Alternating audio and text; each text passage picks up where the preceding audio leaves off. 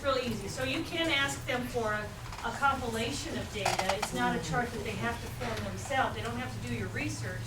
But that was just data. They just gave me year 1, year 2, year 3. Some of that stuff is real simple, and you can ask for John Q. Public. You all are welcome to that information. What about if they have extra benefits, like a car allowance? You can ask for all of it. I also asked, and I got a stack about this big, but I also asked for everybody's W-2s.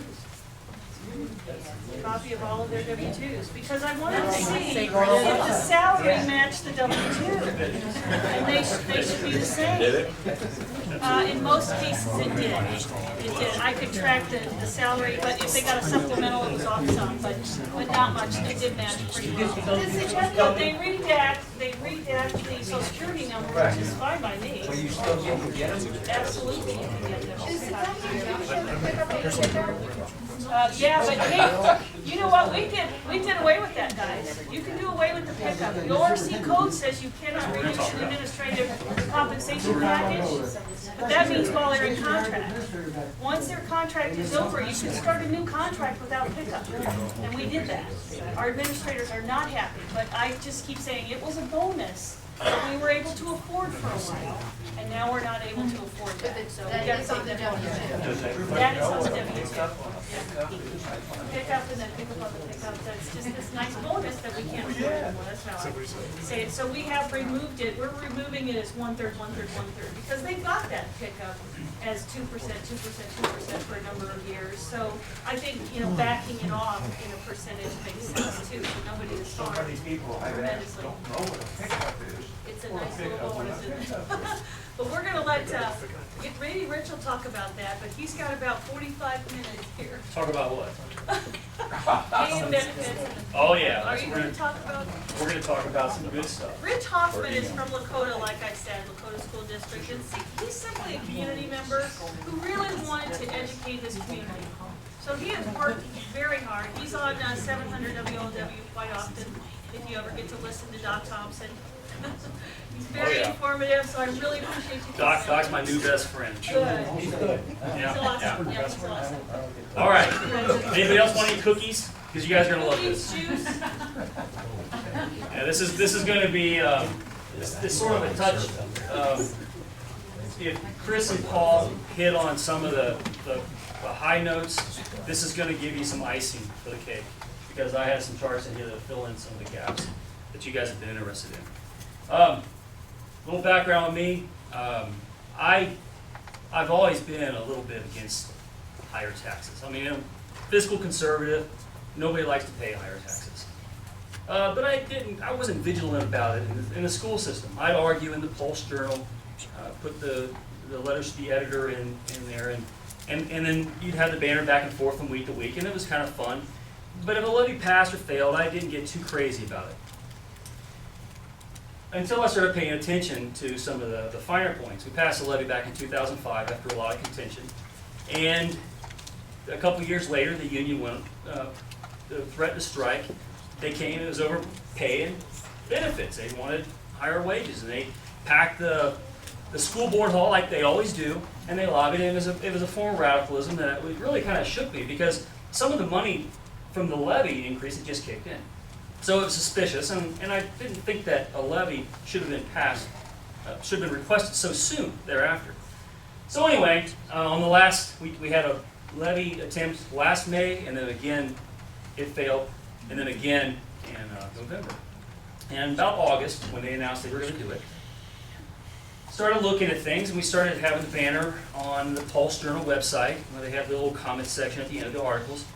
And I noticed that there were people who worked the comments. There were representatives, I guess, of the EOA, or OEA, that were shouting down anybody who spoke out against the levy. And I noticed a pattern that seemed strange to me. So one of the things I do for a living is I handle profit loss responsibilities for my occupation. So I'm always looking at that kind of thing. It's my job to make sure the company I work for makes money. So if I take the same rules and apply it to the school system in my community, there are some things that come up. So that's why this is called the hidden budget factor. The reason why it's hidden is it's actually the biggest piece of the pie. Everybody in here who's representing your various districts, every single person, your district is, it's 75 to 80% of your total budget is wages and benefits. But nobody talks about it. First thing you attack is busing and all that kind of stuff. So if you do a little digging, which is what I did, you find out this trail that I'm going to show you here in a minute. But as you've probably heard, it's been a big media topic. We have a new superintendent.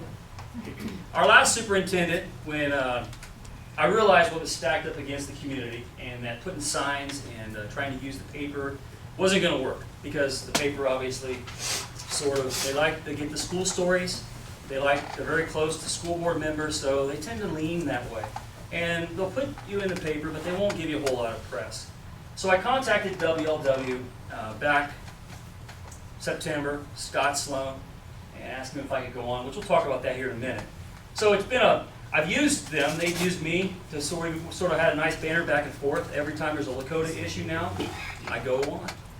And it keeps everybody honest, because it's a form of media that nobody controls. The establishment of the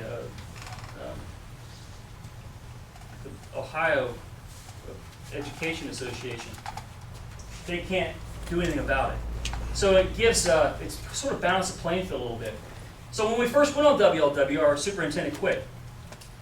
He didn't like, he quit within a week of me going on WLW. Now whether that's we were in the middle of a levy campaign, and he just resigned. And what you find out with some of these superintendents is that this is a pattern of behavior. When things get too hot in a community, they tend to, shuffle off. Everybody says it's not about the money.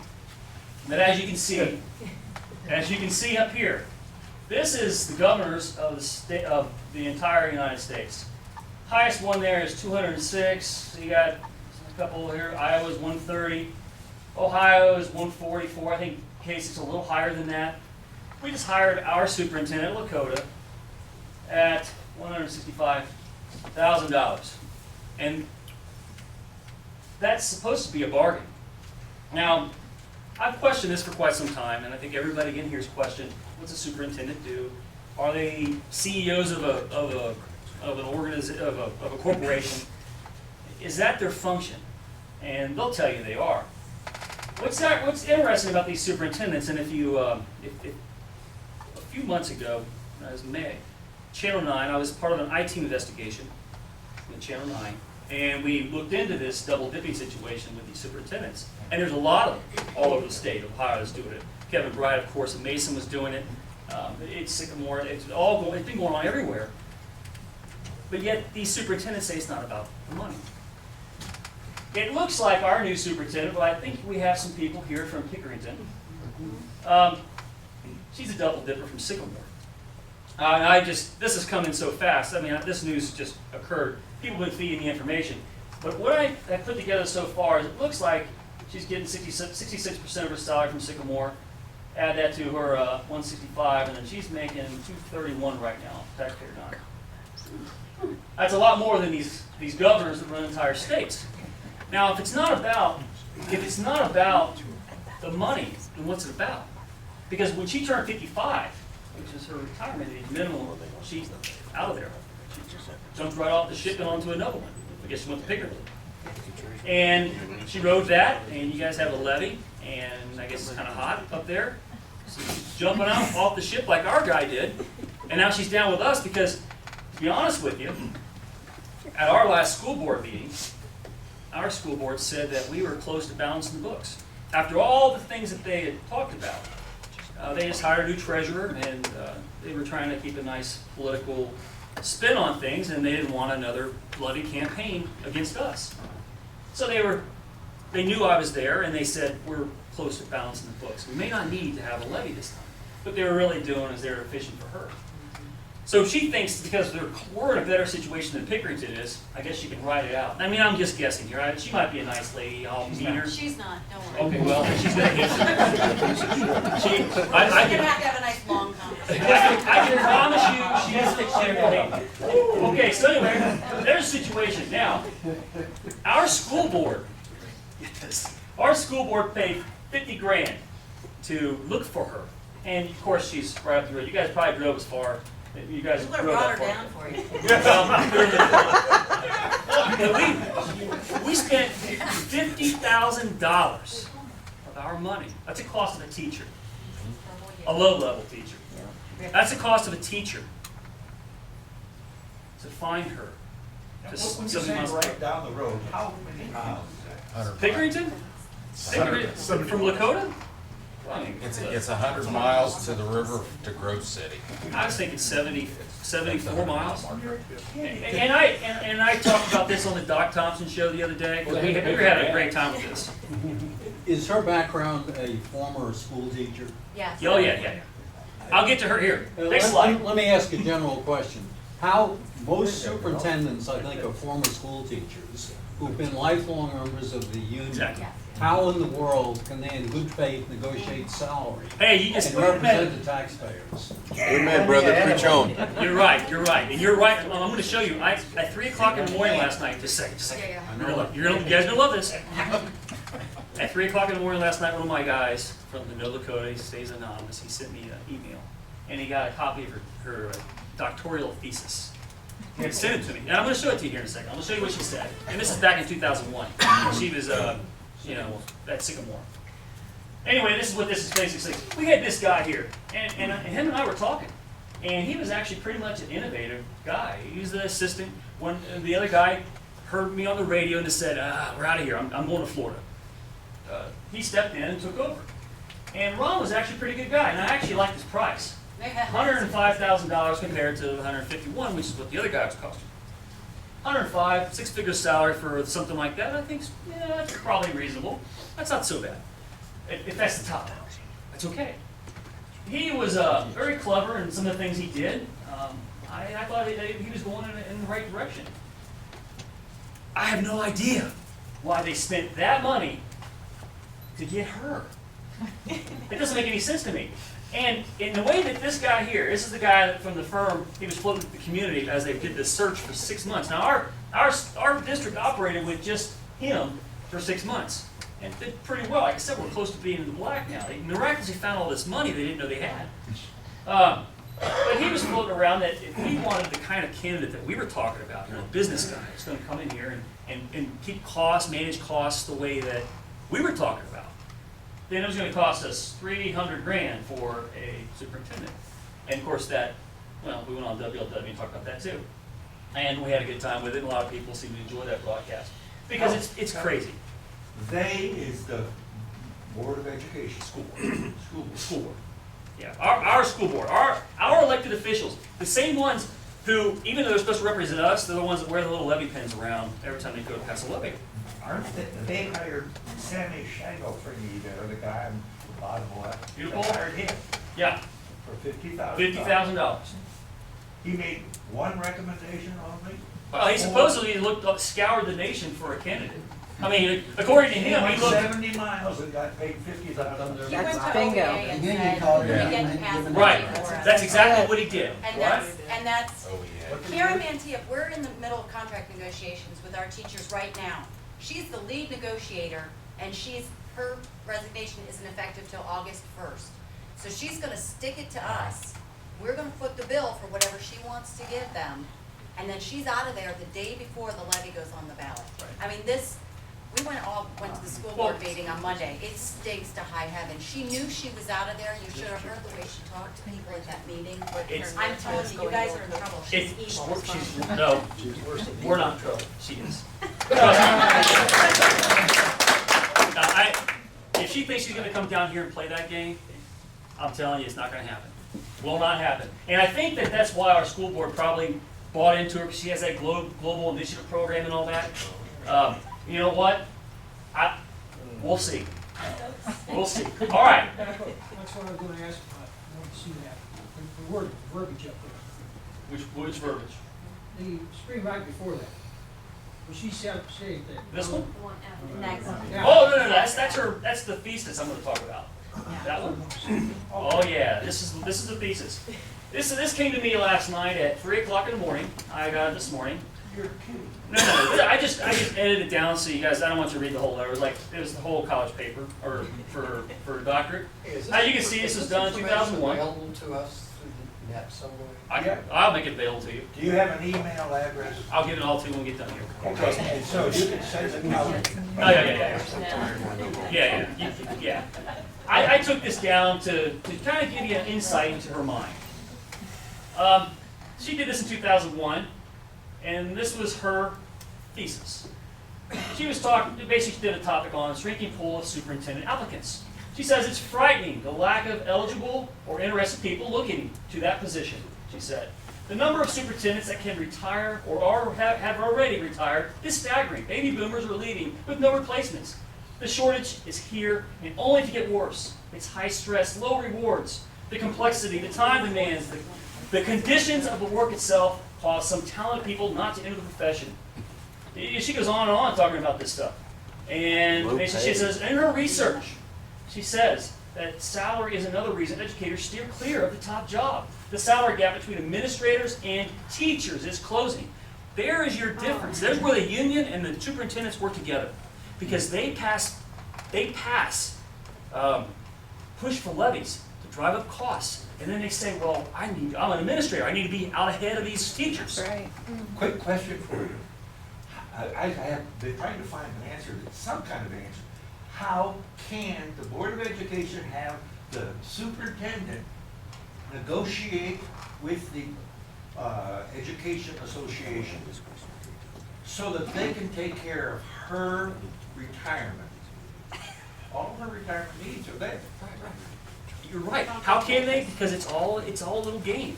I mean, we have school board members in here, and they can answer better with you, but their hands are tied for a lot of this. And let me get through the whole thing here, and then we'll talk in great detail, okay? Yeah, because we gotta cook it here. But at the end, we're going to talk about how their hands are tied and how we can untie them, okay? Okay, good. All right. Anyway, here's the average with superintendent. It's paid nationally. It's $126,000. In districts of 25,000 or more students, it's 170. Lakota has 18,000 students.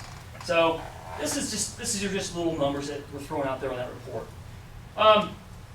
When I went on WLW the very first time, now I wasn't looking to pick a fight with the Ohio Education Association.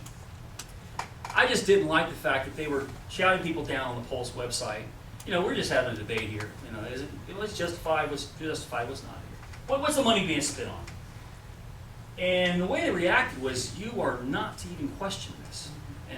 And I know we all feel it. Everybody gets the same thing. And that's why people don't like to fight levies. You don't want to put a sign in your yard. You don't want to say it at the grocery store because it's taboo. No one wants to have that stigma. It's a very negative thing. But it's very healthy to ask the questions. And like I said, you ask it at any company you work for. Everybody who's ever made any kind of money, you work for a company, I've had to answer to employees whether they can work overtime or not. I've also had to ask for overtime when I wasn't in charge of things like that. So I've been on both sides. I understand the desire to make good money, and I understand that the management need to control those costs. So if you look at the same eyes, this came right off Lakota's website. This is what we went on WLW and talked about. Now I put up the whole list of all 434 teachers at Lakota that make over $65,000 a year. Now there's approximately 1,200 or so employees in the school system, so there's 434 that make over $65,000 a year. Is that just salary or is that salary and benefits? That's just salary, just salary. Now, of the $160 million budget, and Lakota's a big school, so that's why these numbers are really large. If you combine their benefits and wages together, it's $120 million out of 160.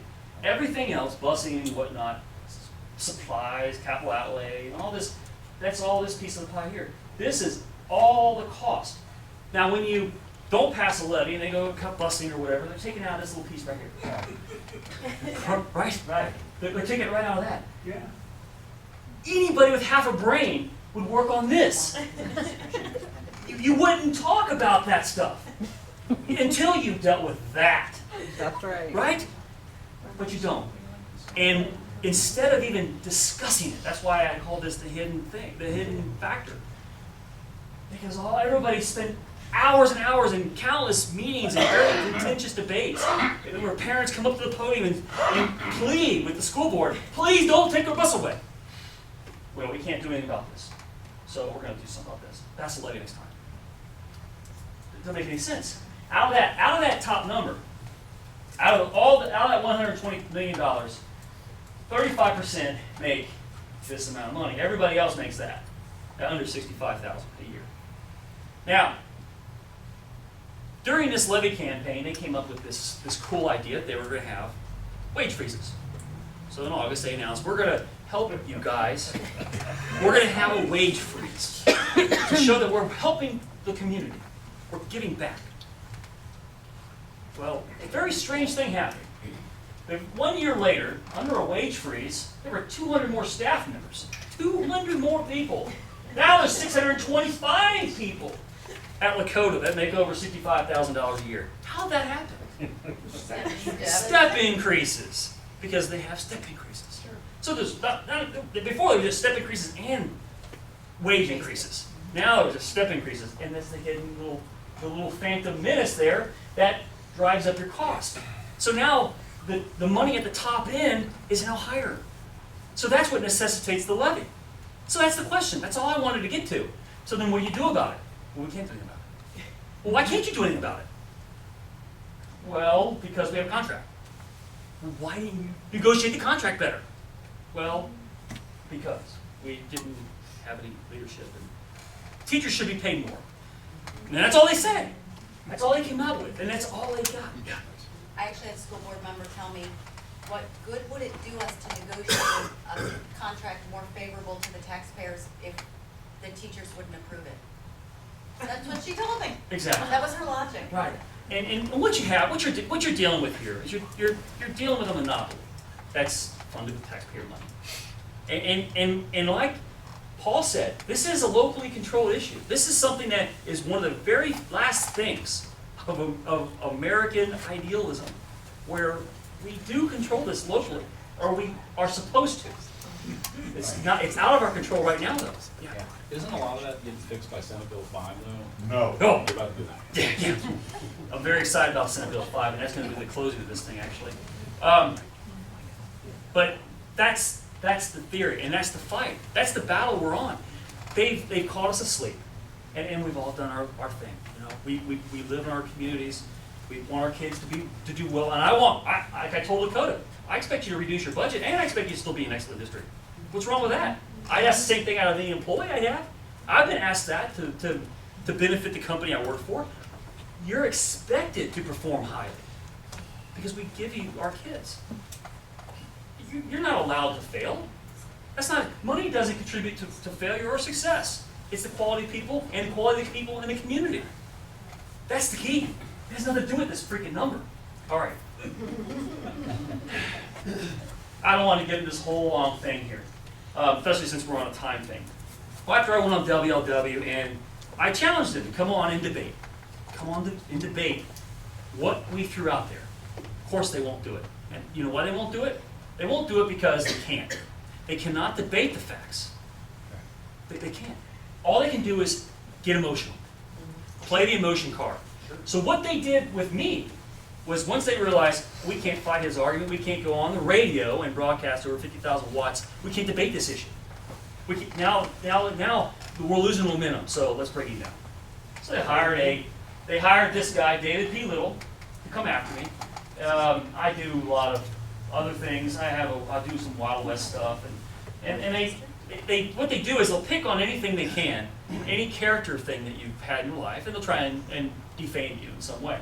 So what this letter was a letter sent out to all the media. Who hired him? I think, oh yeah, he did. Why bullwhipping? Well, because I work with bullwhips. I do Wild West shows. You should be ashamed of yourself. Okay. What are you sick? Get on here. But when they saw some of my videos about it, so what they try to do is they try to put the pressure on me and make me feel self-conscious about it, I guess. All it really did is just give me some publicity. It doesn't matter. But they hired him to go, and they sent this to every media outlet that was out there. And apparently this went to all the big markets, Columbus, Dayton, and Cincinnati. And I confronted him about it. And the reason I put this up here is there's some key words in here. This is how they they have this nice organization, they have this email campaign that they have keywords that get their members to think emotionally.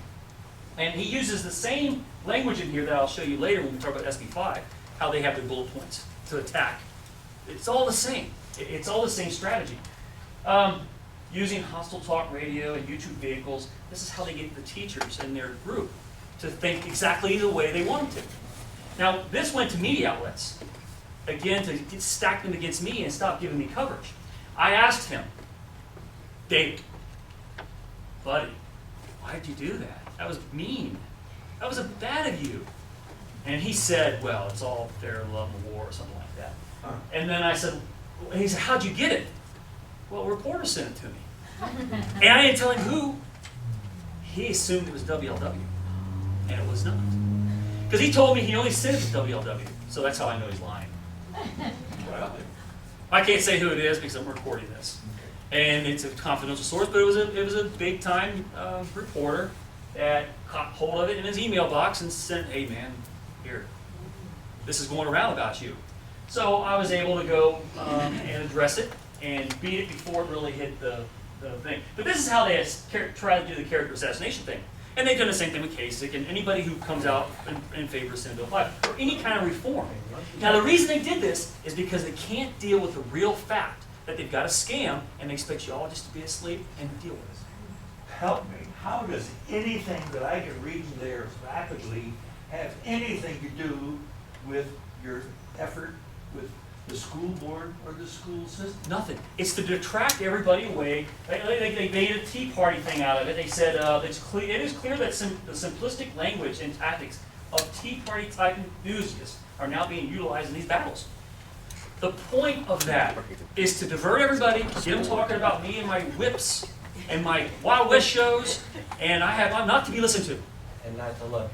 Because what they don't know is that I actually do money stuff for a living. And that's stuff I do on the weekends, so I can do both. They try to get you categorized and shut you down. And that's why that's up there. Now, to give you some idea, the kind of person that they sent after me, this is how dangerous exposing their network is. This is who they hired. Look at the credentials on this guy. This guy has a public relations firm or a political consulting service. He's worked for 5 U.S. congressional campaigns: Pennsylvania, Ohio, Kentucky, regional strategist, Reform Ohio Youth Campaign, National Resource Defense Council in Washington, D.C., Alliance in Chicago, Illinois, Progress, Ohio. Oh my goodness. Progress, Ohio. So this is who came after me. And again, it was it's a chance to try and, but this is the caliber to go after a local guy who just is asking why. Why? Why? That's all. And that's what they did to Joe Plumber, you're right. Well, they did, but I didn't let them. And I'm not going to let them. Because we've seen what they do. If you try to deal with them squarely, if you try to play fairly, because we're all fair people, otherwise we wouldn't be here. If we try to play fair with them, you'll find that they're just going to crawl up your leg like a cockroach. Because they're sneaky. That's what they do. They're just sneaky. They're little thieves that like to take money and sneak it out from underneath you. You just got to think of them that way. That's the only way to look at them. Because they're deceptive. And I hate to say it, but it's true. I mean, this is that's after just a month and a half of campaigning.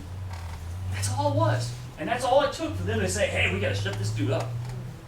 And it's just Lakota. It's just a school. It's my district. They're asking me for more money. They want me to, give us more of this. Well, you're a wealthy businessman. Well, that's what they said. Bend over. And that was supposed to be an insult.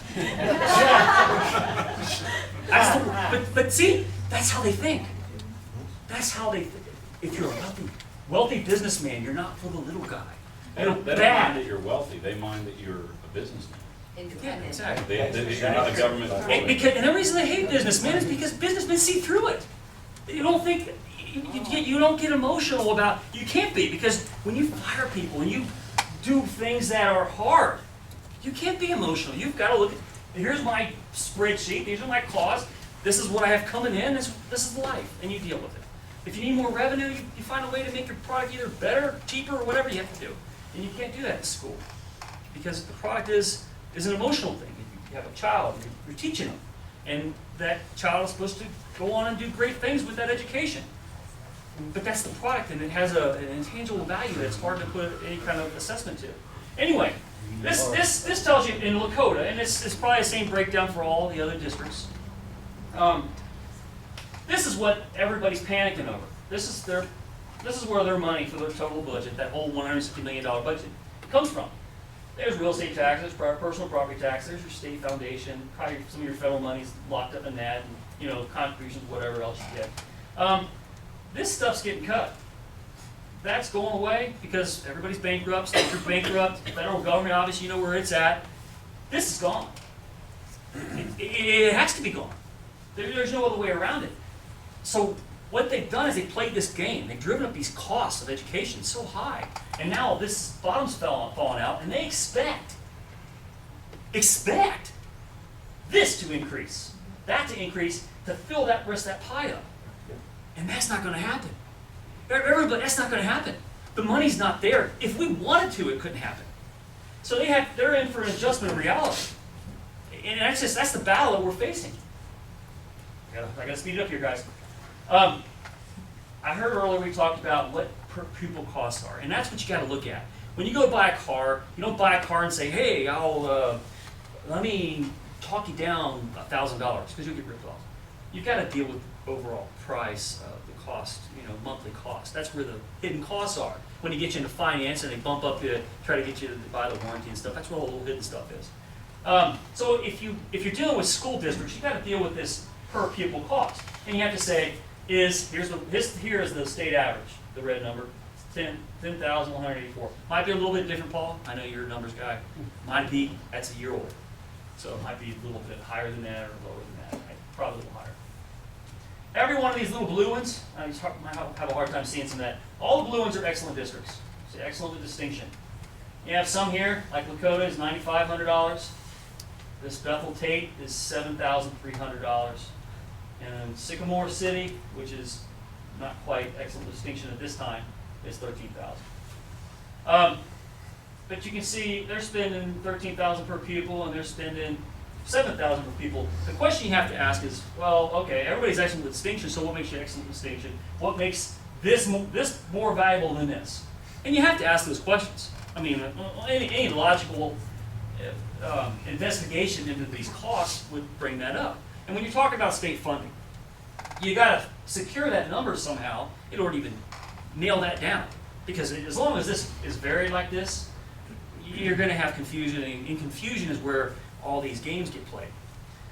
Now, I heard another question during Paul's comments. Who gets what as far as state money? This is what Lakota gets because it's considered an affluent community. It's just $3,400, or $3,465 per kid.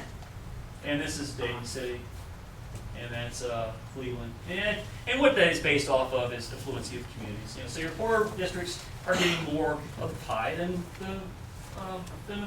the ones that are a little more prominent. And that's not going to change even under Kasich. He's already said that that's just something we're going to have to live with. If you want to fill the gap between that number and that number, you're going to do it with your property taxes. That's what that's the numbers you have to deal with. And as a community, you have to figure out, okay, well, where's my happy point?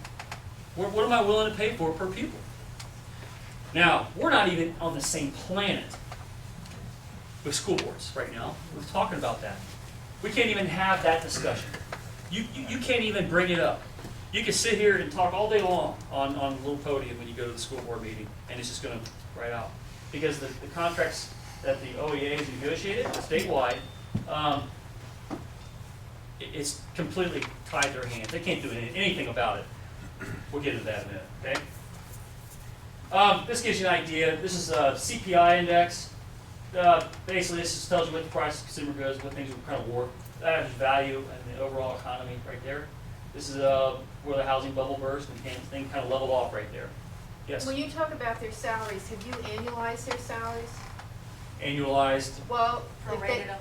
if they get $65,000, that's for 9 months' work, that's not their annual salary. Well, it's your annual salary, but you're talking about, maybe per hour, or sometimes. Per hour. Sometimes. Because a lot of people say, well, 65,000, that's not that much, but when it's for 3/4 of the year work. Oh, right, I'm not even dealing with that in this particular presentation, Okay. because that gets things even more muddy. You just deal with a nice little round number to look at, because that's your cost to your community. What the teachers do, how they do it, what they go about their business, isn't my concern. My concern is whether or not I can afford them. Can I afford to pay out of my community for them to have what they expect?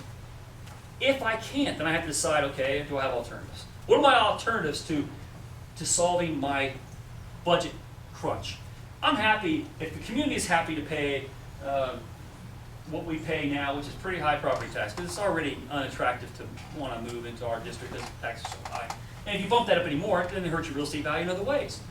So you kind of, you have to have a management fix in order to keep it, in order to stay excellent, you have to have a management fix. You can't just keep doing this, because look what they've done. If you left them alone, look what happened. Oh, yeah. This is everybody else, this is all of us, this is the world we're feeling, and this is what they've done. Now, this right here, this was a fight we had in 2004 to 2006, where we defeated 4 consecutive levies. And I was a part of that, and they finally passed it because people got tired of driving their kids to school. They passed it right here. Look what happened. Instantly went up. As soon as the levy passed and the money came in for that first quarter, that first year, they went, raises resumed, yes. Did you tell them why that bump happened? They actually negotiated the Plan A and the Plan B Oh, yeah. with the teachers' union. And Plan A was, if the levy fails, we're not going to do the raises. Plan B was, we will. And when the levy passed, Lakota wrote a couple $1 million check that, because they gave them retroactive raises. And there it is. Right there. And that's, if that was any other business, that would be a jailable offense. I mean, that's Bernie Madoff stuff. It really is. Just on a smaller scale. But the problem is, this is being done behind kids. It's being done behind, they use kids as the shield. All right. Here's the same basic chart, only it has numbers here at the bottom. And this gives you an idea over a 10-year period what the average salary was here. This was 2002, 2003. That was not a long time ago. That was not like ancient history, a decade, a generation ago. That was 10 years ago. In 10 years, it went from 48,000 their average salary to 62,331. Well, not through them. Not through them. And again, there's your CPI growth. That's where it just kind of dropped off, but yet they kept on going.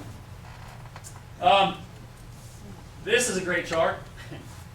This is what the average OEA employees make up here. That top bar. This is us, this blue one. This is your average government worker, your postal people, things that, license bureau, that kind of thing. This is other teaching professions, not within the union, not necessarily school teachers. The OEA. They're about 40% higher than the rest of us. 30 to 40% higher than everybody else. And that's a serious problem. But that speaks for itself. Benefits? Hmm? Does that include benefits? No, No, that's just raw salary. Does that include That's- superintendents? Nope. Well, yes it does. Yes it does. Sorry, yes it does. It includes because we're all part of the. Right, Part of 'cause the that really bumps it up. It does because you wouldn't have such a high number there if it wasn't if administrators weren't included.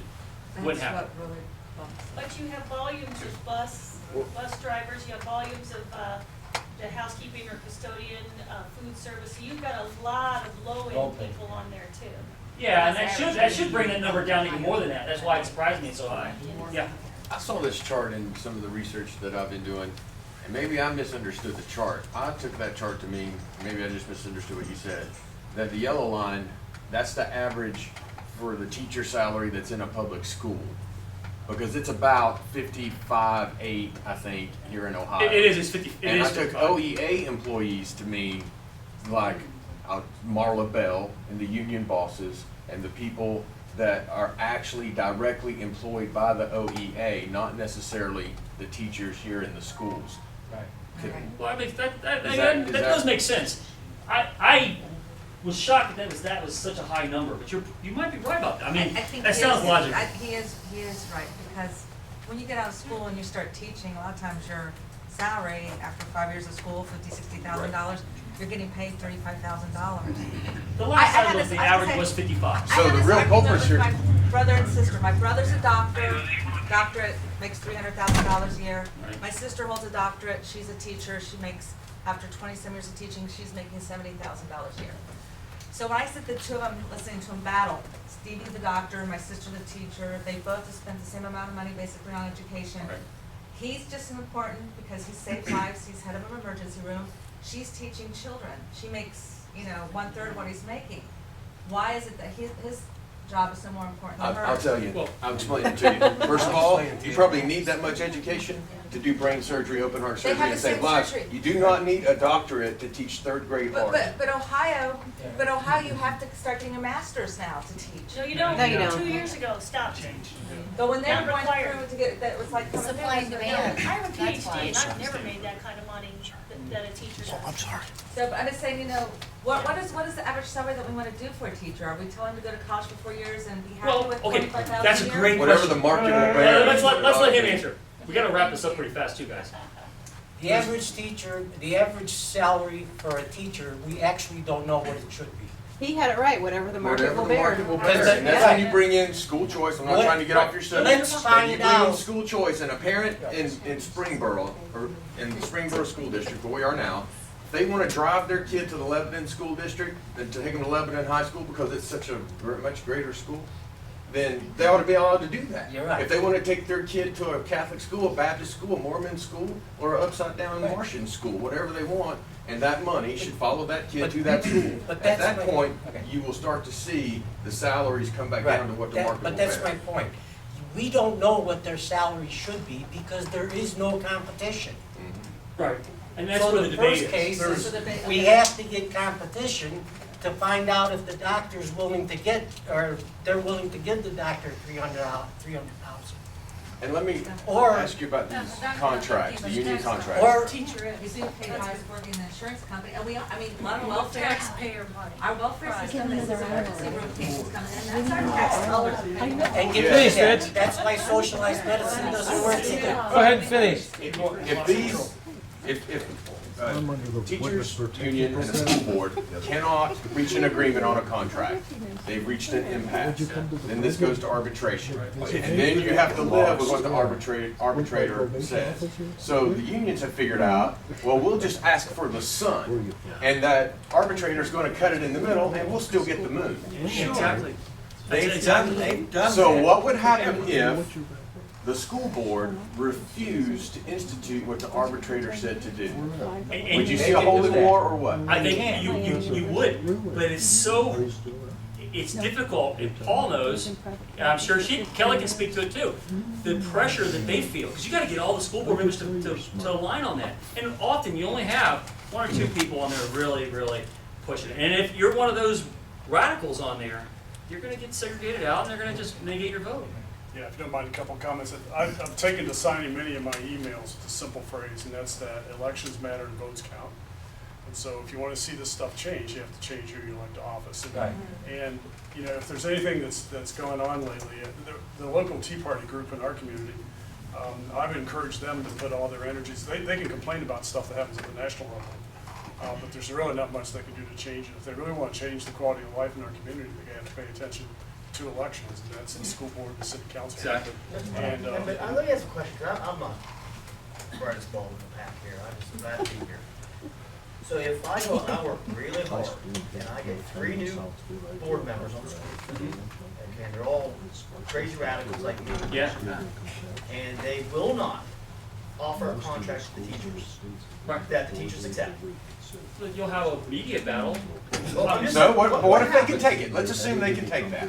Let's say, what happens? What happens if we say, hey, we're only offering this, and you just say no? Does it go to binding arbitration? Then what's the point of having me working hard for school board people when they're gonna get whatever they want anyways? Well, here's, if I can answer that, is that whether or not it goes to binding arbitration right now is gonna have what you negotiated in your contract locally.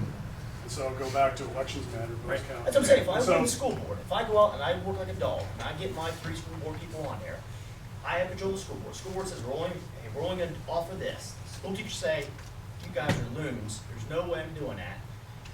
Okay, You but still what need- I'm saying is the next time that contract is negotiated, you take out that clause that says it goes to binding arbitration. Oh, there you go. Okay? So all you have to do as a school board member is just take out the clause. Wait a Well, second, okay, wait a but second. they may not agree to sign a contract, end up a strike, but that's how. Kelly, So then if you have a strike- Kelly If said they in the strike, can you beginning, hire around them? one of the end points we're gonna talk about is what we used to call Senate Bill 5. Yeah.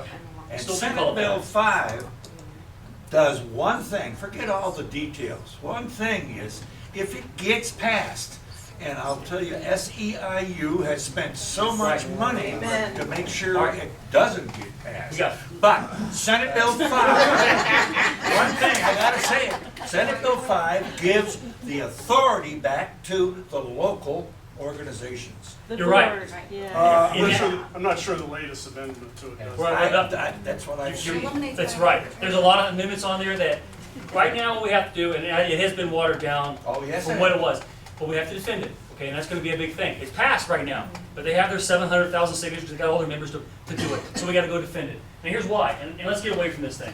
This is 1940 to 210, this shows you manufacturing jobs are gone, but government workers went up. Government workers are teachers. This is what Senate Bill 5 will do for you.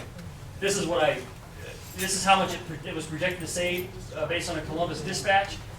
That savings is in giving boards ability to negotiate contracts once all of them expire. I've talked about the 10-80-10 rule, but I don't have time to get into that right now because I want to talk about something else.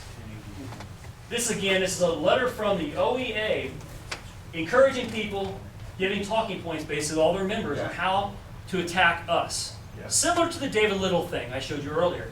Same type of bullet points here.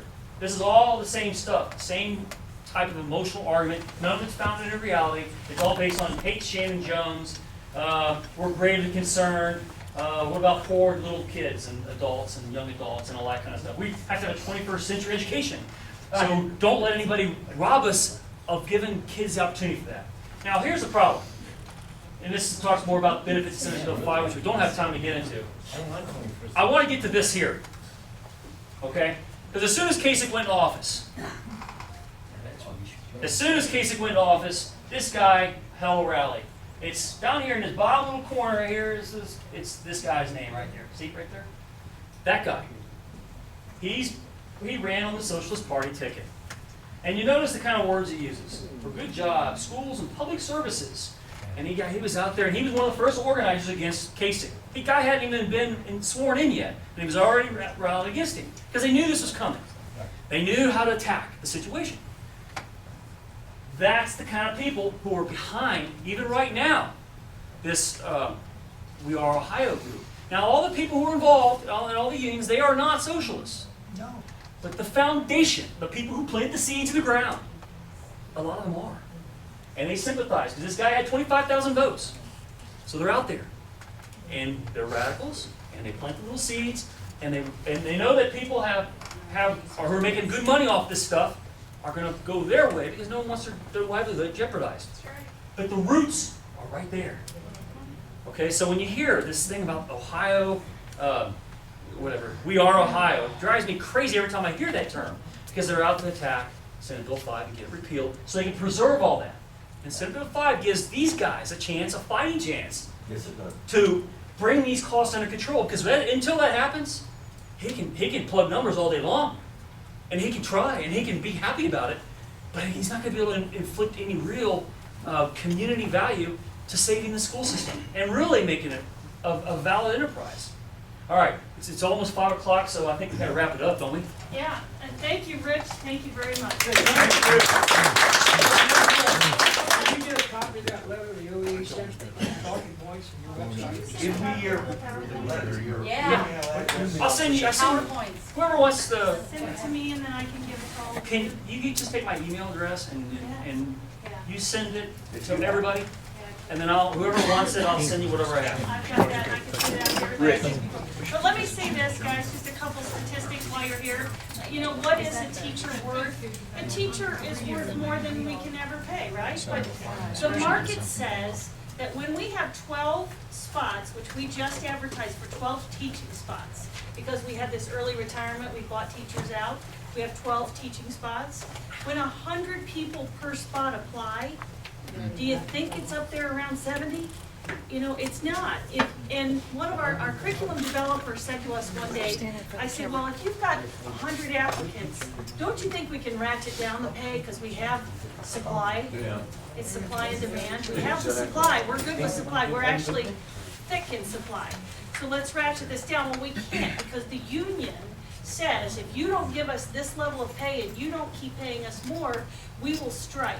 And there's not a board member around that's willing to sacrifice the children's education, because that's what happens when the strike occurs. That's the problem. We have to do away with their ability to strike. Right. Then we can pay them what market will bear, because that makes sense, to pay them what market will bear. And when you've got 100 applicants per position, I don't think it's up there that high. And our school, here's this whole ruse with the price per pupil. It's nonsense. Because none of that tells you how much money is spent per pupil on things that other schools don't offer. We have to pay to play. We don't have busing. So our price looks like, oh my gosh, everybody do it like Springboro does. We also, in 2007, hired 110 new people that started on the pay scale down low. It then moved our whole curve to the left when it comes to pay. But they're new people. It's not that we're overpaying. We're paying the same as everybody else does. It's just we have 75 new teachers that started at the bottom end. So it's all just a numbers game. They're all getting the same pay. You know, some schools, yes, definitely spend double what we do. And there's got to be something wrong with that. But it's not an indicator of services offered. Right. It's an indicator that the parents are picking up more of the bill when it comes to Springboro than the taxpayers. But you know, this whole what is a teacher worth, what's a bus driver, it's worth whatever. When you can find 50 people to replace that one, it's whatever one of the lowest ones are. And our curriculum developer said, well, we need the money to hire the best of the best. I said, I think all schools think they have the best of the best. Is there any school that would claim they have the worst of the worst? You know, it's not that. And I think out of 100 applicants, surely we can find 40 that are the best of the best. But isn't the teachers that are up like at 65,000, isn't it because they have maybe 15, 20 years of experience behind them? And most of them, I mean, they started at like 25 and they. No, they started 30, 35. But I mean, like 20 years ago, that they'd be making 65 now. I don't know. I worked 15 years ago as a 84, professor. logically so. Made a whole lot And less than master's that. degrees play into that, and they're, but I'll tell you, let me tell you a quick story before we wrap it up. We just had a guy busted for the child pornography case at Lakota, if you heard about that, okay? And he was only in the district for 11 years. And he was about my age, he was in his early 40s. He was making, I think it was $75,000 a year, and he had just started in 11 years. So he had a really rapid rise in what his pay rate was. And Did it he have years shocked of me. experience before that, before he came in from another district? I don't think he did. Because he lingered around until his early 30s. But I know we're in trouble. We need a. Oh, it's yeah. Like but when you look at it, how do you tell? I mean, like when I have this battle between my brother and my sister, they both bring up very good arguments. Oh, there's great arguments out there. It's whether you can pay for them. Yeah, I'm sorry they have all those degrees. I can't No, pay for them. we didn't necessarily say, But the doctors. can I afford to have a master's degree kindergarten teacher? Do we need it? Right now, the way it is, if the teacher goes and gets her master's degree and she's still teaching kindergarten, she gets paid. We don't have a management control to say, you don't really need that, it's not valuable to us, take it where you can use it. Have you ever spent a day with 25 Oh, You're not You pull me into that one. I mean, there's about 30 people here, right? I just make them all kids and we have a good time. Get the coloring books out and have If the fun. teachers are so special, why are they exempt from the antitrust law?